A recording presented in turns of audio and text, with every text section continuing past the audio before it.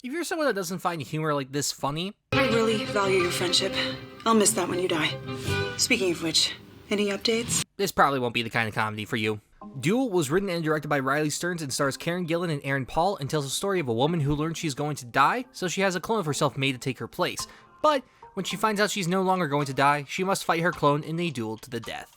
When I sat down to watch this, I genuinely didn't know what to expect.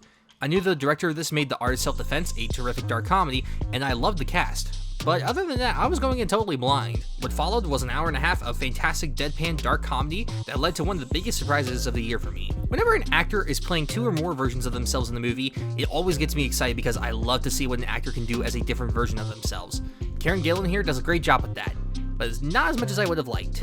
I'd say one of my issues with this film is, while it's all about two versions of a person fighting to the death, we mostly focus on just one version of her rather than both. This leads to the film feeling a bit more one-sided when there could have been room to explore the clone version of her and how she's preparing for the duel. It doesn't destroy the film, but to me it presents a lot of missed opportunities for some really funny stuff. However, that doesn't detract from Karen's performance. What I've started to notice about Riley Stearns' writing and direction is he loves to do deadpan comedy.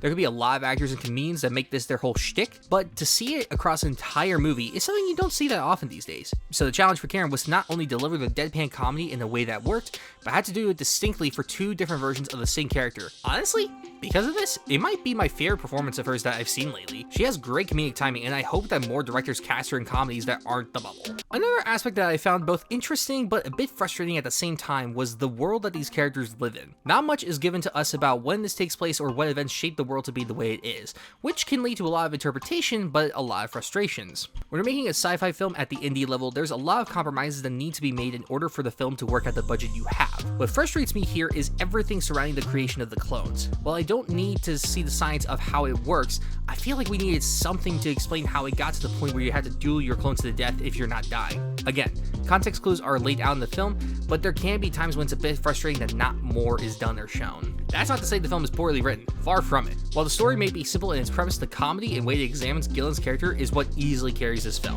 Just about every chance he gets, Stearns is able to find the comedy in the most absurd or dark way that keeps you invested and makes you want to see what happens next. As the story progresses and Gillan starts training with Aaron Paul's character, even more comedic possibilities are brought into play that got me more excited to see what would happen next. On a technical level, this film is absolutely gorgeous. The cinematography is excellent and the sound design and score genuinely surprised me, creating an atmosphere that's both hilarious but dark and ominous all at the same time. Rather than shoot like a comedy, Stearns films it almost like a sci-fi thriller with how he frames his shots and lights his scenes. It's a choice that honestly added to the film and made for a visual treat for the eyes. Overall, despite some narrative flaws, I found Duel to be a surprisingly fun time. Karen Gillan is great in both roles and Aaron Paul is always a delight in everything he's in. Deadpan comedy is not an easy thing to do, so for Stearns to do it with such ease makes me incredibly excited for what he's got in store next. If you're a fan of deadpan and dark comedies, seek this one out as soon as you can.